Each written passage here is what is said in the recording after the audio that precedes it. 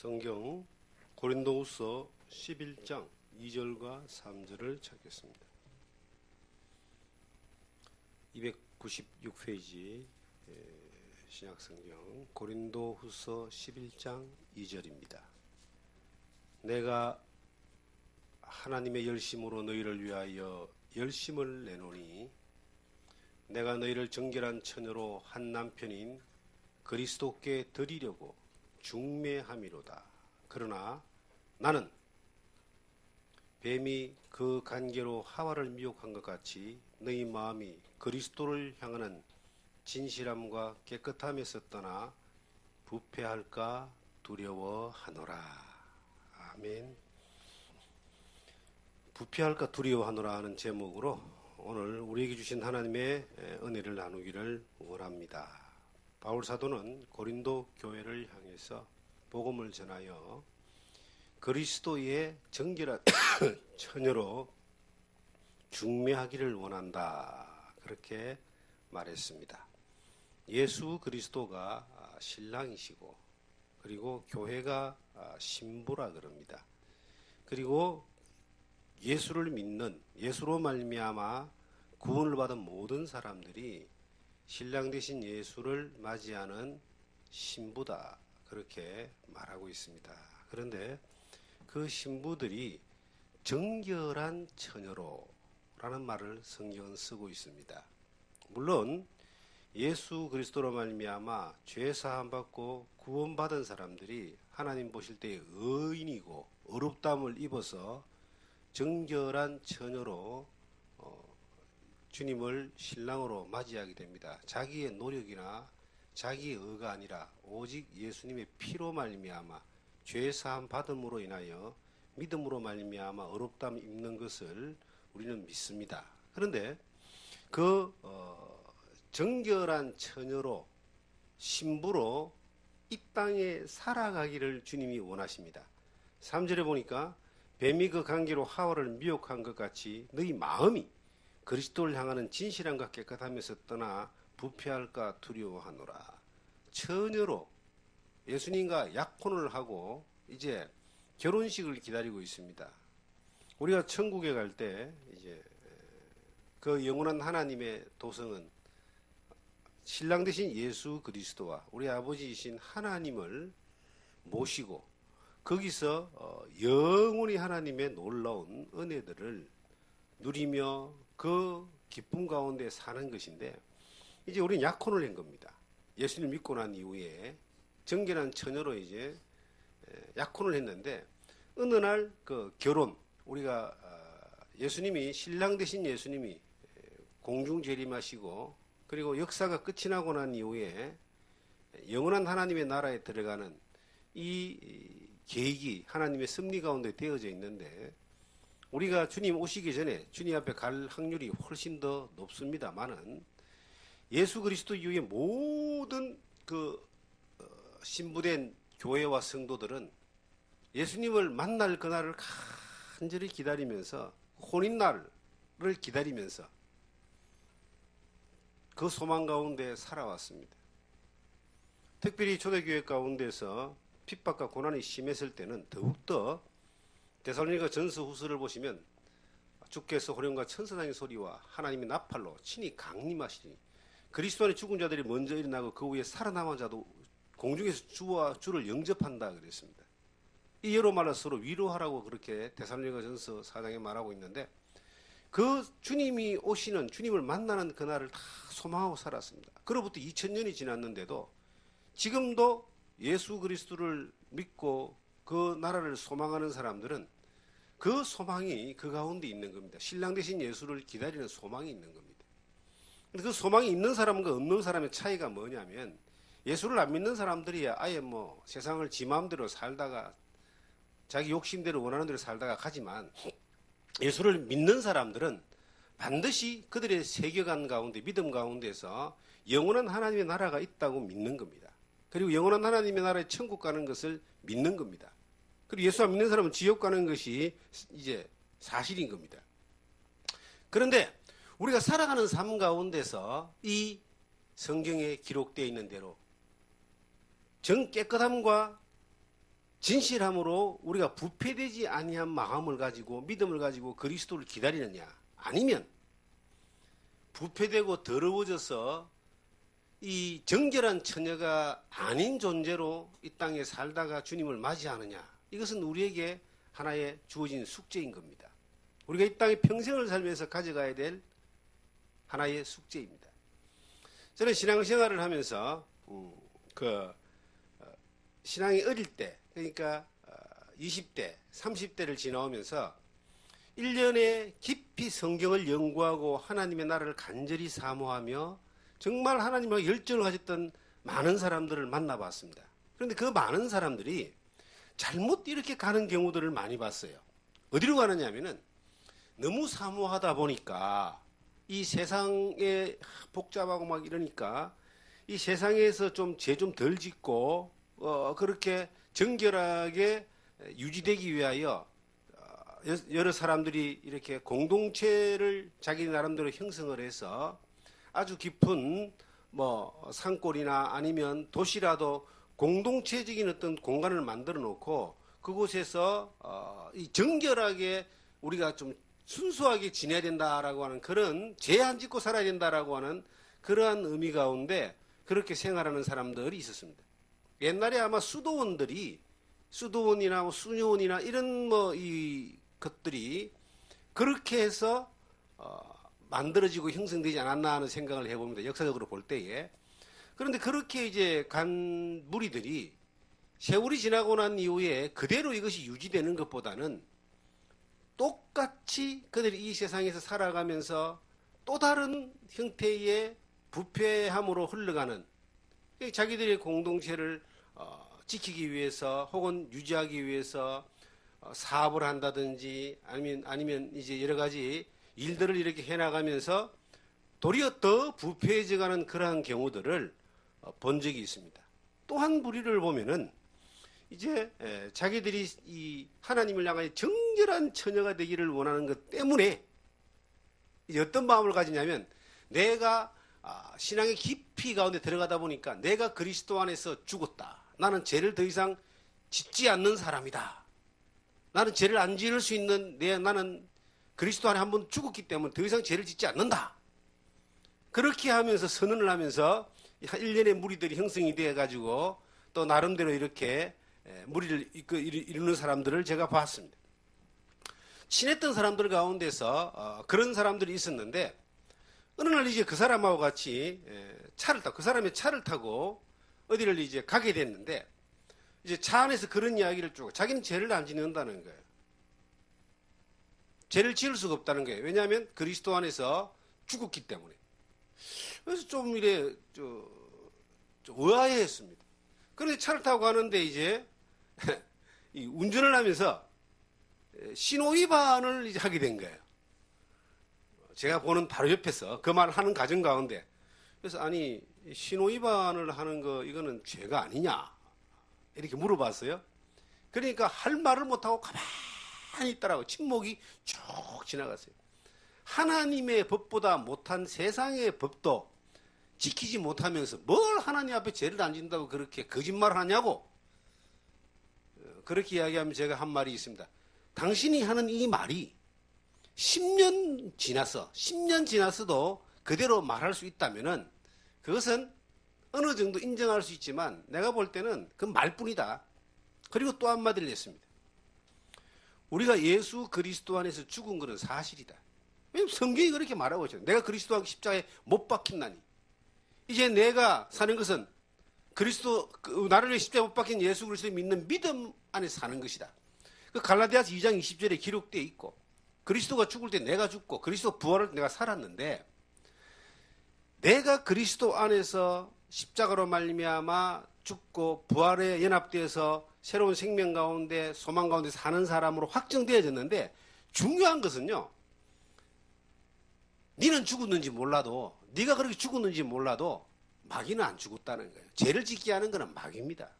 여기서 뱀이 간계로 하와를 미혹한 것 같이라고 기록하고 있잖아요. 뱀이라고 하는 것이 마귀입니다. 넷뱀군 마귀잖아요. 마귀가 끊임없이 역사가 끝나는 그날까지 끊임없이 마귀는 뭘 하느냐? 우리의 죄성을 건드려서 사람들로 하여금 죄를 짓게 만듭니다. 범죄하게 만듭니다.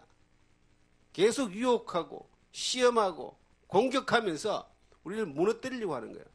내가 그리스도 안에 죽었는지 몰라도 그 사람이 마귀는 죽지 않았기 때문에 끊임없이 유혹과 미혹과 공격이 오는 데에 그것은 내가 할 수 있는 영역이 아니고 마귀가 살아 존재하는 한 끊임없이 일어날 수 있는 일들이기 때문에 함부로 죄를 안 짓는다. 그렇게 말하면 안 되는 거예요. 우리가 죄를 안 짓는 사람이 아니라 죄에서 구원받은 사람들이죠. 죄 사함받은 사람들입니다. 죄가 지어질 수밖에 없는 상황이니까 예수님이 우리에게, 하나님이 또 우리에게 회개하라. 혹은 자백하라.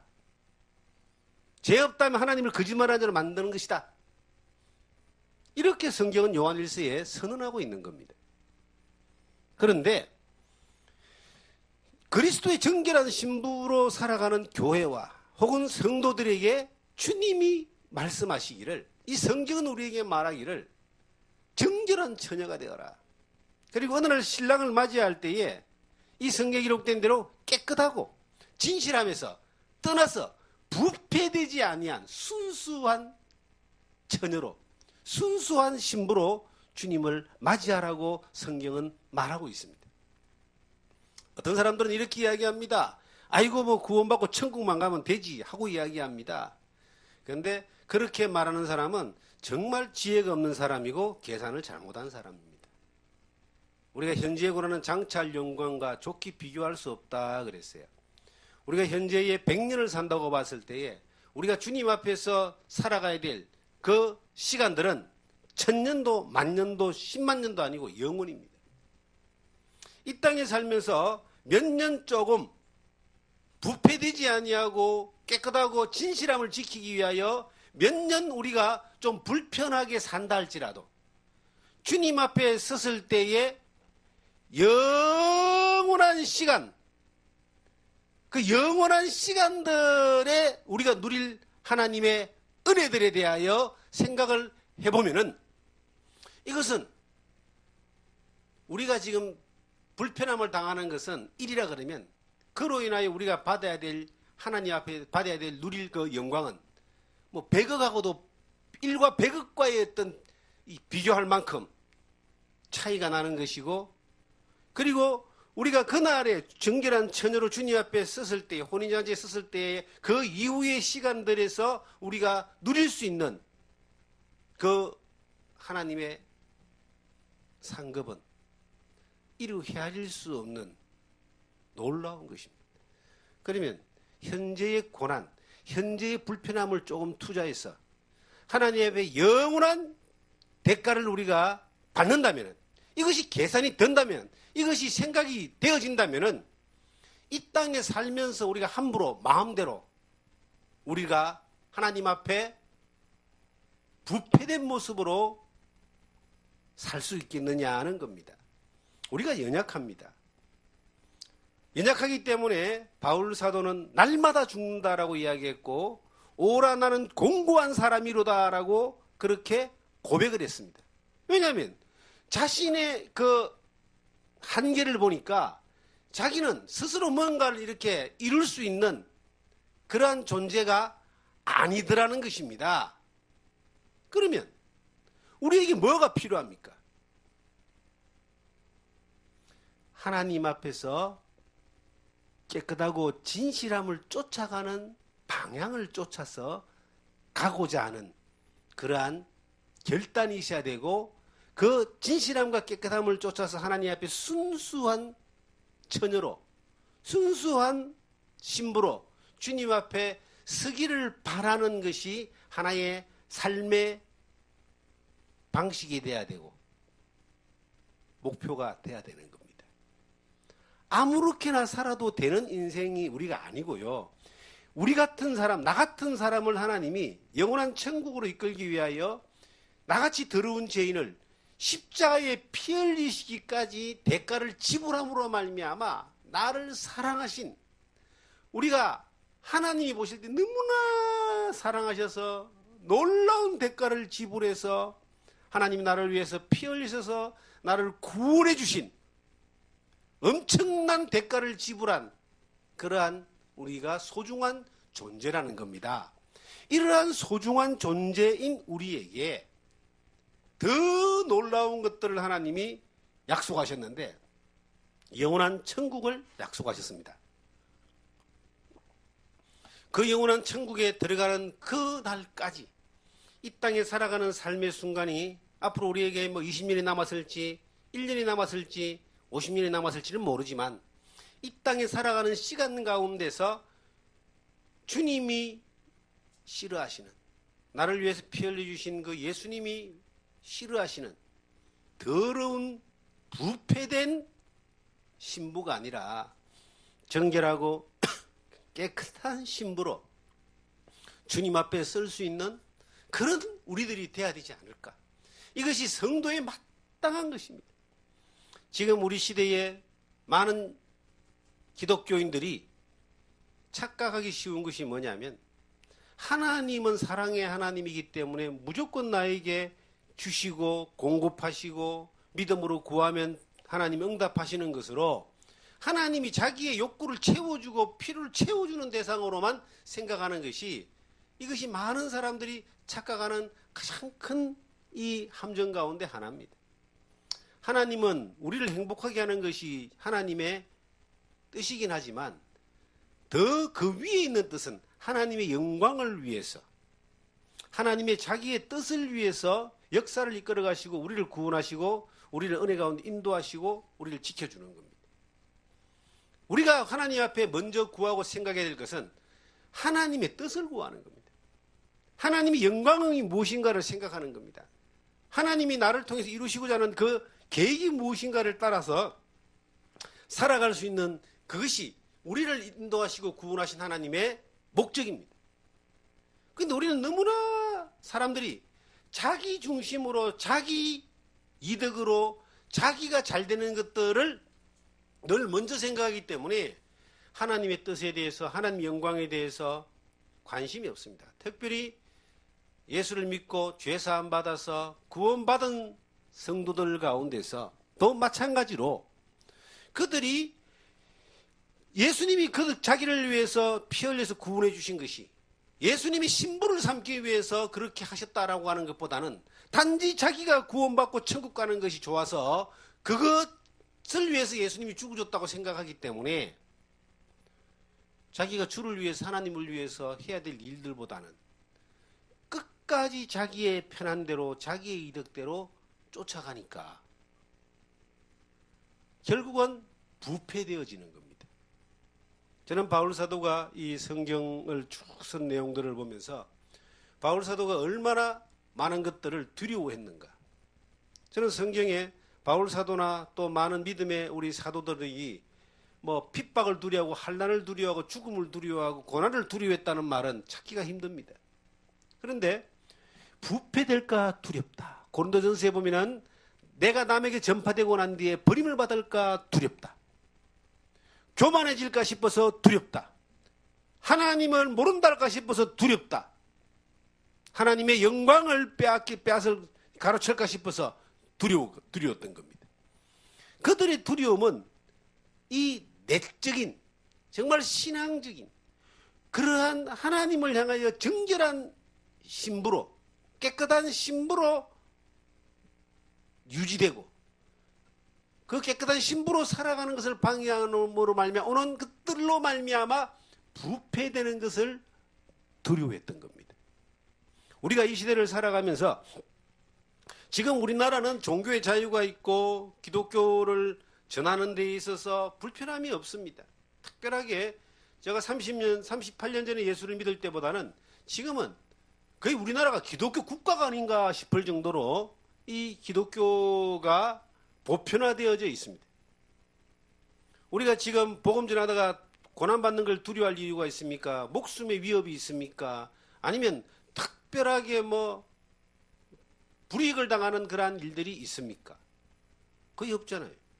그런 것들이 우리에게 두려운 것이 아니라 지금 우리가 두려운 것은 하나님보다 세상을 더 사랑하고 예수님보다 돈을 더 사랑하는 것들에 대하여 두렵고, 우리가 살아가면서 하나님 앞에서 하나님 영광을 가로채고 내가 높아지고 내가 정말 부하여지고 편해져서 하나님을 모른다 할까 싶어서 두려운 그러한 입장, 그러한 상황에 우리가 지금 살고 있는 것입니다.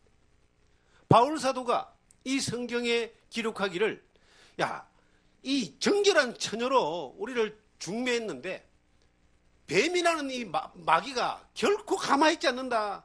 뱀이 하와를 꼬셨던 것처럼 우리가 예수를 믿고 신부로 준비됐다 할지라도, 약혼한 단계입니다. 그렇다 할지라도 뱀이, 마귀가 끊임없이 간계를 해서, 간계란 말은요, 속이는 겁니다. 뱀이, 야, 이거 먹어라, 이거 먹으면 하나님처럼 된다 그랬잖아요. 그렇게 말로 속이고 욕심을 버무려 가지고 이 눈을 가려 가지고 하나님의 뜻이 아닌 것들을 쫓아가게 만들었던 그 마귀가 우리 하나 속이는 것은, 성도 하나 속이는 것은 이거는 일도 아닙니다. 하나님의 말씀을 아담은 직접 들었고요. 그 아담이 들은 말을 또 아담으로 인하여 하와가 바로 전달해서 들었는데도, 한 단계만 거쳤는데도 그 뱀의 관계에 하와가 넘어가고 아담도 넘어가서 인류 역사 가운데 죄가 들어오고 심판이 들어오고 죽음이 들어왔잖아요. 우리가 지금 예수를 믿고 정결한 처녀로 주님을 안에서 살아간다 할지라도 우리의 생명이 끝나는 그 순간까지 마귀는 살아있는 거예요. 마귀는 끊임없이 하와를 관계로 꼬셨던 것처럼 우리를 끊임없이 꼬시는데, 끊임없이 유혹하는데, 하와가 선악을 알게 하는 나무의 실과를 딱 보니까 먹음직도 하고 보암직도 하고 지혜롭게 할 만큼 탐스럽게 됐다 그랬어요. 딱 보니까 자기가 원하는 그대로가 딱 왔거든요. 홀라당 먹어버렸습니다. 자기만 묵은 것이 아니라, 이 죄라고 하는 건 전염되는 겁니다. 자기만 묵은 것이 아니라 바로 옆에 있는 아담도 먹게 만들잖아요. 어떤 한 사람이 예수 그리스도 안에서, 믿음 안에서 정말 하나님의 일에 크게 쓰임을 받았다 할지라도 어느 순간 선악을 알게 하는 나무의 실과를 보여줬던 사탄의 관계에 넘어지는 그 순간 자기만 망하는 것이 아니라 옆에 있는 사람도 다 먹게 만드는 겁니다. 우리는 지금 이제 그러한 현상들을 보게 됩니다. 큰 교회에 목회를 하시는 분들을 보면은 참 능력이 있었고 또 놀라운 뭔가가 있었기 때문에 많은 사람들에게 좋은 영향을 미쳐서 교회도 부흥시키고 그렇게 큰 일을 하셨을 겁니다. 그런데 세월이 지나고 난 이후에 재산이 늘고 사람이 늘고 돈이 늘고 그렇게 하면서 이것들이 방향을 한번 딱 잘못 잡아버리면 이게 부패되어지기 시작합니다. 결국은 그것으로 말미암아 영광을 자기가 차지하게 되고요.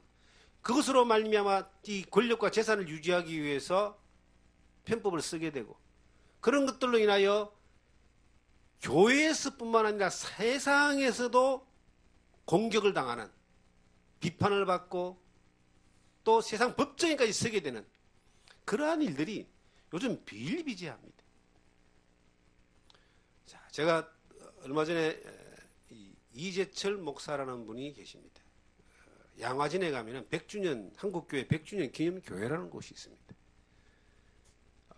제가 여러 성도들을 서울에 있을 때도 그렇고 여러 번 그곳에 가서 선교, 우리나라 최초 선교 시대 때에 130, 40년 전에 왔던 외국 선교사들의 묘역이 거기 있어요.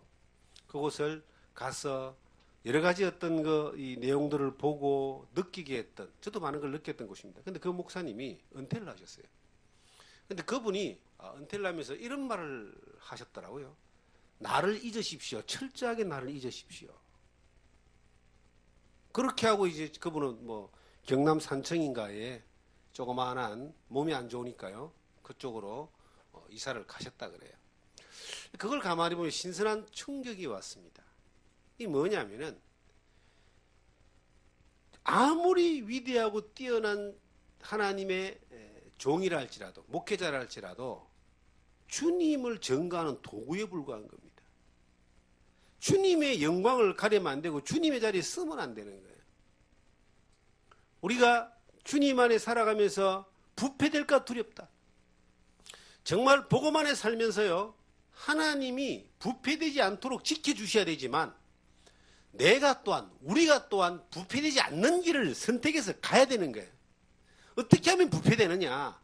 뱀이 하와에게 한 것을 가만히 들여다보면은 그 인간의 욕심, 먹음직도 하고 보암직도 하고 지혜롭게 한 만큼 탐스럽기도 한 그 욕심이라는 것을 가지고 꼬시는 겁니다. 우리가 이 세상을 살아가면서요, 하나님 외에 다른 것들에 욕구가 생기고 하나님 외에 다른 것들을 쫓아가는 마음이 생기고 하나님 외에 다른 것들을 선택하는 그러한 순간 이미 부패되어지기 시작하는 거예요. 부패란 말은 썩는다는 것입니다. 빵을 사다 놓고요, 한 열흘 정도 지나면은 곰팡이가 슬기 시작합니다. 부패된다는 겁니다. 우리가 예수를 믿는 그리스도인들이 정말 너무나 깨끗하게 씻김을 받았기 때문에 부패될 가능성은 훨씬 더 높습니다. 그 무엇이 우리를 부패하게 하느냐? 저는 성경을 통해서 묵상하고 또 우리의 삶을 통해서 늘 고민하는 부분 가운데 무엇이 우리를 부패하게 하느냐? 주님이 말씀하셨습니다. 첫째는 외식하지 마라. 사람에게 보이려고 하지 마라. 마태복음 6장에 보시면은 하나님 앞에 행하라. 사람에게 보이려고 하지 마라. 기도든 금식이든 구제든 사람에게 보이려고 하는 그 순간 부패되어지기 시작합니다. 하나님 앞에 행하라. 어떤 일을, 목회든 가정생활이든 아니면 사회생활이든 공부하는 것이든 어떤 것이든 우리가 살아계신 하나님 앞에서 죽게 하듯이 그렇게 하면은 부패되지 않습니다. 그런데 하나님 온데간데 없고 사람 앞에서 계속 하는 겁니다. 예수님 당시의 유대교회는요, 예수님 이전에 약 1500년의 역사가 있었고 아브라함부터 가면 2000년의 역사를 가진 그 유대교회는 예수님 당시에 가장 부패했던 그러한 신앙 공동체였습니다. 그런데 또한 외적으로는 가장 활발했던 신앙 공동체였기도 합니다. 그들은 바리새파도 있었고 장로들, 대제사장들, 뭐 여러 가지 사두개파들, 열심당원들, 여러 형태의 이 유대교인들이 굉장히 활발하게 그렇게 백성들을 지도했던 그러한 곳이었습니다. 그런데 예수님은 그들을 향하여 말하기를 화 있을진저 외식하는 자들아. 그 바리새인들과 서기관들과 율법사들을 향해서 마태복음 23장에 보시면 화 있을진저 외식하는 자들아. 외식하는 것 때문에 화가 있다. 하나님의 이름을 부르지만 하나님 앞에 행동하지 않습니다. 하나님의 영광을 이야기하지만 자기들이 영광을 다 챙겨 먹어버립니다. 하나님 앞에 뭔가 제사를 지내지만 하나님 앞에 드리는 것이 아니라 형식은 하나님 앞에 드리고 좋은 거는 자기들이 다 챙겨 먹어버립니다. 그래서 예수님이 성전에 올라가셔가지고 돈 바꾸고 비둘기 파는 사람들을 향하여 치찍을 드셔서 그들을 다 쫓아내버렸죠. 내 아버지의 집을 강도의 구렬로 만들지 마라 라고 예수님이 요한복음 2장에 그렇게 말씀하셨습니다. 우리가 지금 이 세대를 살면서 가장 부패되지 않기 위하여 신경을 써야 될 부분이 뭐냐? 그 첫째가 외식하지 않는 겁니다. 신앙의 모든 부분들을 하나님 앞에 하는 것입니다. 예배도 하나님 앞에 드리는 것이고 헌금도 하나님 앞에 하는 것이고 봉사도 하나님 앞에 하는 것이고 우리가 직장생활도 하나님 앞에 하는 것이고 가정생활도 하나님 앞에 하는 것이고 공부도 하나님 앞에 하는 것이고 그렇게 하나님 앞에 할 수 있는 것들로 되어지는 것들이 우리가 부패되지 않는 첫 번째 비결이다.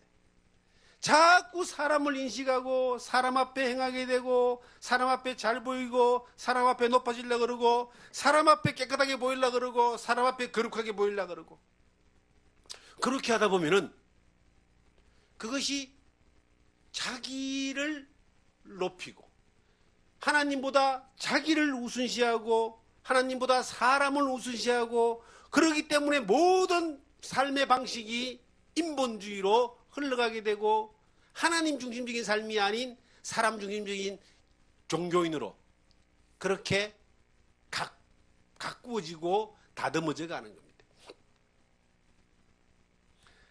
여러분과 제가 자칫 잘못하면은 신앙생활을 왜 하는가에 대해서 근본적인 질문을 던졌을 때에 헷갈릴 때가 있습니다. 자기 편하기 위해서, 자기 복받기 위해서. 물론 신앙이 어릴 때에 예수 믿으면 복받고 하나님이 기도하면 응답하시고 하나님이 복을 주시는 것도 맞습니다. 그런데 그게 신앙생활의 목적이 아니라는 겁니다. 우리를 부르신 하나님의 뜻이 아니라는 겁니다. 우리를 부르신 하나님의 뜻은 아들을 보고 믿는 자마다 영생을 얻는 것, 예수 그리스도로 말미암아 영생을 얻는 것, 구원받는 겁니다. 그 구원받은 사람을 향한 하나님의 뜻은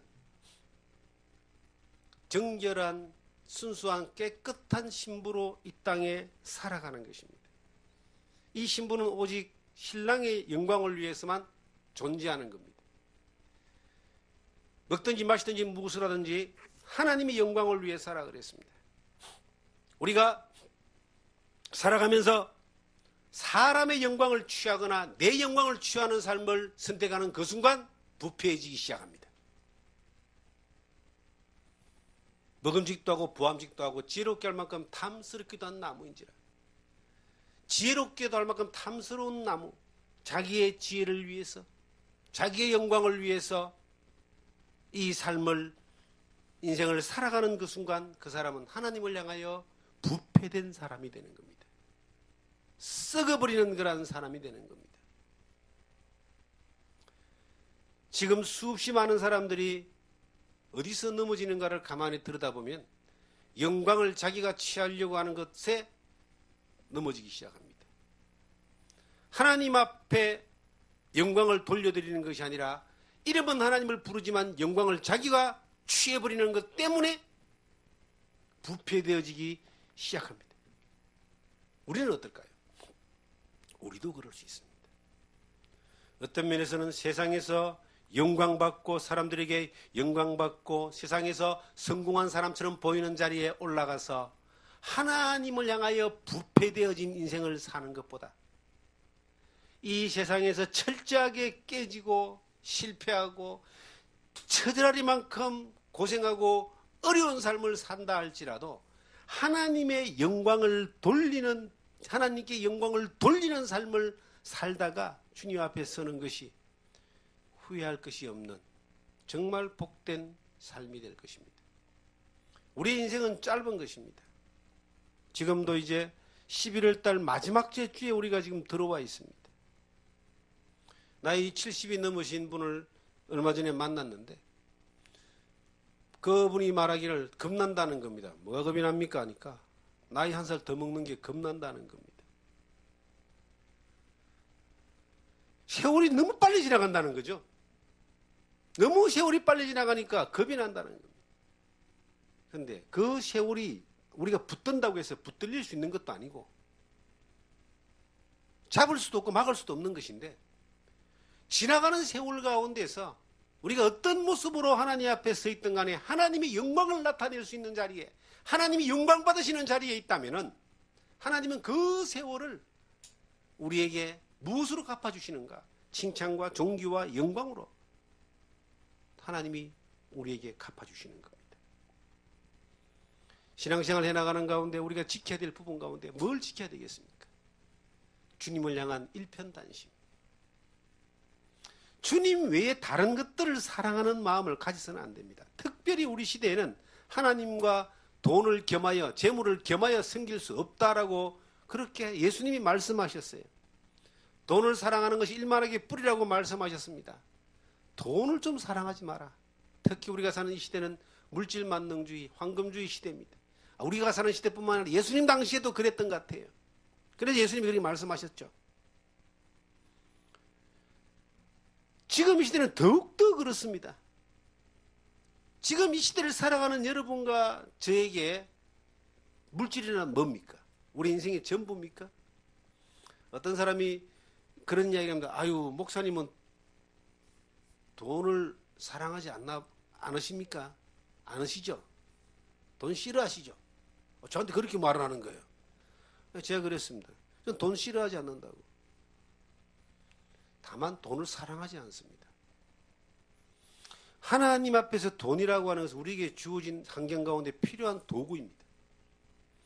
이 돈은 하나님 영광을 위해서 사용될 수도 있고 죄악을 위해 사용될 수도 있습니다. 우리가 어떤 양심을 가지고 어떤 믿음을 가지고 사느냐에 따라서 이것은 결과가 달라집니다. 날카로운 칼이 있다고 봅시다. 날카로운 칼이 이게 주부의 손에 있을 때는 음식을 만드는 좋은 도구로 사용되지만 멋모르는 아이들 손에 있으면요 다치기 쉽고 피 흘리기 쉬운 도구로 작용하는 것처럼 우리에게 물질이라는 것도 이것도 이 자체가 악이 아닙니다. 필요한 도구인데 이 물질이 인생의 목적이 되느냐 아니면 하나님의 인생이 목적이 되느냐 그것에 따라서 하나님의 영광을 돌리느냐 아니면 죄악 가운데로 부패되어져 가느냐 이것이 결판나는 겁니다. 여러분 돈을 사랑하지 마십시오. 그러나 돈을 잘 사용하십시오. 하나님 영광을 위해서. 그러기 위해서 우리에게 뭐가 있어야 되느냐? 선한 양심이 있어야 됩니다. 우리의 믿음 가운데서 하나님을 사랑하고 우리 주님을 사랑하며 우리 주님의 뜻을 따라서 살아가고자 하는 선한 양심을 가져야 되는 겁니다. 어려움이 있고 힘듦이 있고 고통이 있고 고생이 있어도 하나님을 향한 선한 양심, 하나님을 향한 일편단심, 그 믿음의 길을 버리지 아니하고 그 믿음의 방향을 포기하지 아니하고 늘 지켜나가는 정말 우리의 믿음에 수많은 선진들이 있지 않습니까? 어떤 경우라도 믿음을 선택해서 하나님 앞에 선한 양심을 따라갔던 노아처럼 그리고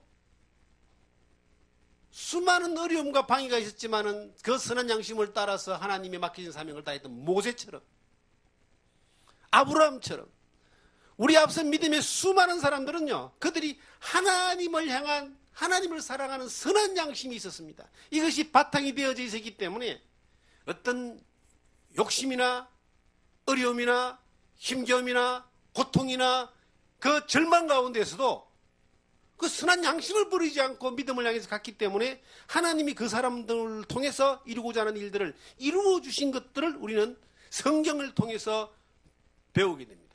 우리에게도 마찬가지입니다. 내 안에 주를 향한 선한 양심이 있는가? 우리가 살아가면서 어려운 일 당할 수 있습니다. 힘든 일 당할 수 있습니다. 절망적인 일 당할 수 있습니다. 그런데 하나님이 살아계신 거예요. 그 모든 과정을 통해서 우리를 연단하시고 시험하시고 훈련하시는데 우리 안에 하나님을 향한 선한 양심이 그대로 머물러 있다면 늘 그 양심을 쫓아서 쫓아간다면 성경에 선한 양심을 가져라 그럽니다. 그리고 선한 일에 부하여져라. 선한 사업을 하라. 디모데 전서후서에 보시면 그 선한 양심, 선한 사업, 선한 일들에 대해서 계속 말하고 있어요. 우리에게 그런데 우리가 믿음이 선한 양심을 가지고 있지 않으면 우리가 하는 모든 일들은 선한 일들이 될 수가 없습니다. 부패되어져 가는 쪽으로 가게 돼 있어요. 우리가 부패되지 않고 정결한 양심으로 정결한 처녀로 주님 앞에 서기 위해서는 무엇보다도 중요한 것이 먹든지 마시든지 무엇을 하든지 하나님의 영광을 위해서 하라. 내가 존재하는 자체가 하나님의 영광을 위해서 존재한다는 것을 잊지 않아야 됩니다. 내가 살아가는 이유가 하나님의 영광을 위한 것이다. 내가 밥을 먹는 것도 하나님의 영광을 위한 것이다. 내가 직장 생활하는 것도 하나님의 영광을 위한 것이다. 내가 전도를 하든 선교를 하든 누구를 섬기든 어떤 일을 하든 간에 그 목적이 나의 유익과 내배 채우고 내가 잘 먹고 내가 잘 살고 내가 영광받고 내가 높아지고 내가 성공하는 것이 아니라 하나님의 영광을 위한 것이 내 모든 순간에 이유이고 살아가는 존재의 이유이고 목적이고 목표가 되는 것이 우리가 부패되지 않을 수 있는 비결입니다. 믿음 안에 살아온 지 저는 38년, 이제 39년째 접어듭니다. 그런데 그 시간들 가운데서 너무나 감사한 것은 하나님이 지켜줬다는 거예요.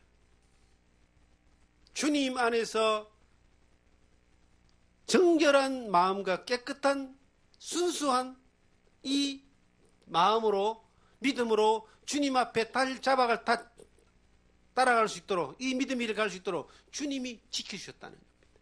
저는 수없이 많이 실수할 수도 있고 수많은 선택의 기로에 있을 수 있었고 수없이 잘못된 선택을 했던 적도 있고 잘못된 모습들로 살았던 적도 많은데 너무나 감사한 것은 주님이 그 모든 위기 가운데서 미리미리 막아주시고 잡아주시고 인도하시고 붙들어주시고 또 낮춰주시고 때려주셔가지고 부패된 그 길로 가지 않도록 하나님이 잡아주셨다는 겁니다. 얼마나 감사한지 모릅니다. 세상적으로 사람들이 바라볼 때 위대하지 못하고 큰일 나지 못하고 성공하지 못하고 뭔가 이뤄놓지 못했던 그러한 초라한 모습인지는 모르겠지만 적어도 주님 안에서 하나님의 영광을 위해서 살아가는 그 방향을 잃지 아니하고 주님을 사랑하고 하나님을 사랑하는 그 깨끗한 양심, 선한 양심을 가지고 그것이 우리의 목적, 사역의 삶의 동기가 될 수 있는, 동력이 될 수 있는 그러한 모습으로 늘 살게 하시고 그리고 무엇보다도 하나님 앞에 행하는 것들을 보여주셨습니다. 저는 섬기는 이 교회와 여러분과 제가 크지 않는 작은 개척, 이 시향권에서 새로 개척하는 교회지만은 우리가 뭔가 누군가에게 뭔가 받고 또 도움을 받고 이런 것이 아니라 늘 베풀고 흘려보내고 섬기고 하나님의 역사의 능력의 통로가 되어져서 많은 사람들을 살리고 옳은 대로 인도하며 그들을 치유하고 회복하는 그러한 역사가 나타나는 교회로 이 교회가 되어질 줄 믿습니다. 또 그렇게 되어지기를 원합니다. 늘 성경 안에 아주 신앙이 어릴 때 제가 주님 안에서 받은 삶의 원리가 있습니다. 첫째는 너희는 먼저 그의 나라와 그의 의를 구하라. 그럼 이 모든 것을 너에게 더하여 주시라 했던 하나님이 책임진다는 것이고 또 하나는 주는 자가 받는 자보다 복이 있다라고 하는 겁니다. 내 영혼이 잘된 같이 네가 범사가 잘되고 강건하기를 원한다.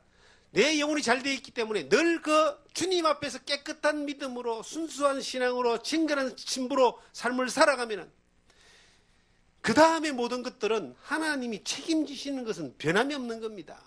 그런데 그 삶 가운데 우리의 삶의 태도가 뭔가 받고 채우고 더 많은 것들을 가지려고 하는 방향이 아니라 줄 수 있는 교회, 세상을 향하여 어두운 세상을 향하여 빛을 줄 수 있는 교회, 부패되어져간 세상을 향하여 소금을 나눠줄 수 있는 교회, 이 고통받는 세대들을 향하여 그들을 회복할 수 있고 치유할 수 있는 그 능력을 통과시켜 줄 수 있는 그러한 교회, 이러한 교회로 이 교회가 이 지역에서 이 작은 공간에서 하나님의 역사하는 모습들로 나타나기 위해서는 무엇보다도 중요한 것은 우리가 하나님이 쓸 수 있는 예수 그리스도의 정결한 순수한 깨끗한 신부로서 우리가 삶을 살아가는 것입니다. 그렇게 사라져 나갈 때에 하나님이 우리를 통해서 일하시는 것들, 우리가 주님으로부터 받은 바된 주님이 명령하시고 우리가 동의하고 믿음으로 받아들인 그 비전을 따라서 갈 수 있는, 가지는 그러한 여러분과 제가 될 것입니다. 그렇게 되어지는 일에 함께하고 협력하는 이 교회가 되기를 간절히 주님의 이름으로 축원합니다.